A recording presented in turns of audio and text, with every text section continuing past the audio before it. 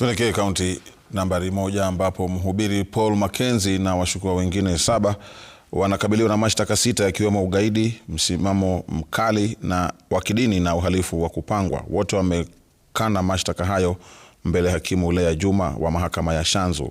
Hakimu ameamuru Mackenzie kuzuiliwa katika gereza la Shimo la Tewa huku washukiwa wengine wakipelekwa gereza la Malindi. Alasiri ya leo Mackenzie na washukiwa hao wanatarajiwa kufikishwa tena kizimbani katika mahakama ya Mombasa ambapo wanakabiliwa na mauaji ya watu 52 huko kwa Binzaro, kaunti ya Kilifi.